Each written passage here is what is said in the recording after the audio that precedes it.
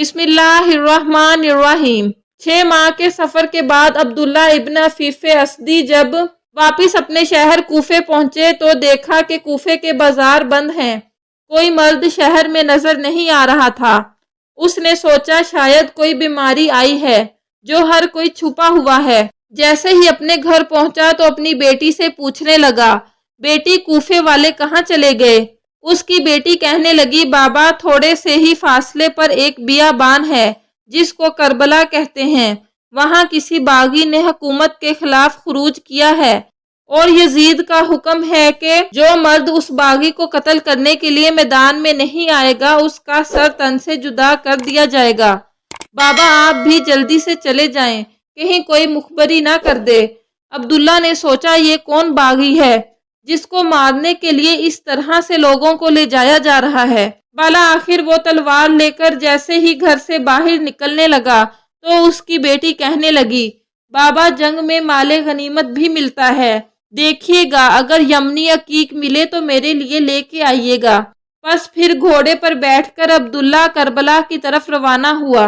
عبداللہ کہتا ہے کہ جیسے ہی میں کربلا پہنچا تو عصر کا وقت تھا، 10 محرم کا دن تھا۔ میں نے ایک عجیب منظر دیکھا کہ ایک اکیلا شخص جس کو چاروں طرف سے فوج نے گھیر رکھا ہے، جو بوڑھا بھی ہے، جو پیاسا بھی لگتا ہے، جس کے جسم پر تیروں اور نیزوں کے زخم ہیں، لیکن کسی شخص میں اتنی ہمت نہیں کہ جو اس کے قریب جا کر اس سے لڑ سکے۔ عبداللہ کہتا ہے کہ میں دیکھوں کہ جہاں وہ شخص گھوڑے کا منہ کر لے فوجیں بھاگتی ہوئی نظر آ رہی ہیں۔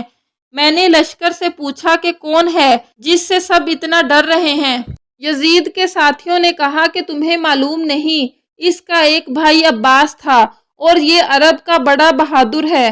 عبداللہ کہتا ہے میں نہیں سمجھا اور یہ سوچا کہ لگتا ہے کہ اس کو قتل کر دیں گے تو جنگ تمام ہو جائے گی۔ میں نے اپنے گھوڑے کو اس کے گھوڑے کے پیچھے لگایا، جیسے ہی قریب آنے لگا اپنی تلوار کو نیام سے نکالا۔ اتنے میں وہ شخص مڑ کر مجھ سے کہنے لگا، اے عبداللہ سلام ہو تم پر۔ اور پھر اس شخص نے اپنے ہاتھ سے ایک انگوٹھی اتاری اور کہا، جاؤ اپنی بیٹی کو میری طرف سے یہ یمنی عقیق دینا اور یہ بتانا کہ میں باغی نہیں ہوں بلکہ رسول اللہ صلی اللہ علیہ وآلہ وسلم کا نواسہ ہوں، بی بی فاطمہ زہرا اور امام علی کا بیٹا ہوں۔ عبداللہ ہاتھ جوڑ کر کہتا ہے، اے میرے مولا مجھے معاف کیجئے گا، مجھے معلوم نہیں تھا، اب میں بھی آپ کے قدموں میں قربان ہوں گا۔ امام حسین علیہ السلام فرمانے لگے، اے عبداللہ جاؤ، چلے جاؤ، تمہاری ضرورت یہاں نہیں ہے بلکہ کوفے میں ہے، کیونکہ چند دنوں بعد میری بہنیں بیٹیاں قید ہو کر کوفہ میں آئیں گی، ان کو چادر عطیہ کر دینا۔ اے عبداللہ جاؤ، چلے جاؤ۔